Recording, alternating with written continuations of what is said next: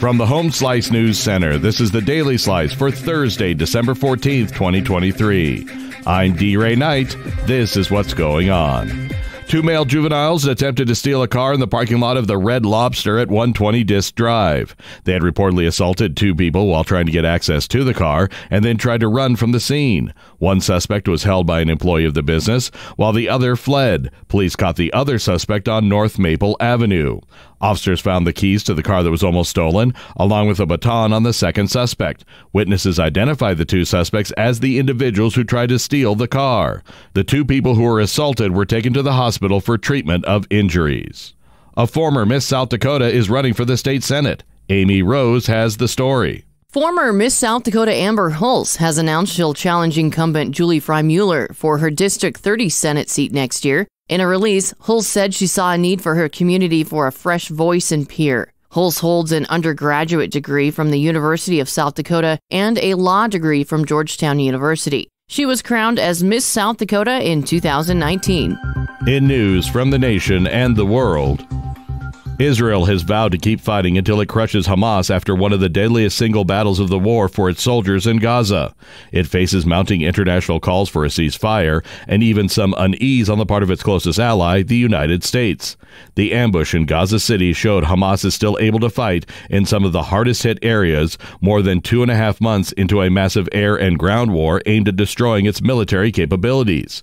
Israel has imposed a total siege on northern Gaza and flattened most of it, forcing much of the population to flee south several weeks ago. Hamas resilience called into question whether Israel can defeat Hamas without wiping out Gaza. Support for Hamas has surged among Palestinians. An impeachment inquiry of President Biden is going forward. Amy Rose has the latest. The House has authorized the impeachment inquiry into President Joe Biden. Every Republican rallied behind the politically charged process, despite lingering concerns among some in the party that the investigation has yet to produce evidence of misconduct by the president. Their investigation has raised ethical questions, but no evidence has emerged that Biden acted corruptly or accepted bribes in his current role or previous office as vice president. House Speaker Mike Johnson and his leadership team have been facing growing pressure to show progress in what has become a nearly year-long probe centered around the business dealings of Biden's family members. Biden called the effort a baseless political stunt. Relatively few Americans are excited about a potential rematch of the 2020 election between President Joe Biden and Donald Trump.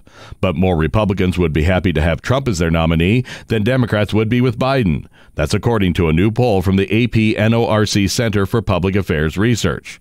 I find it sad for our country that that's our best choices, said one person polled, while another added, this is probably the most uniquely horrible choice I've had in my life.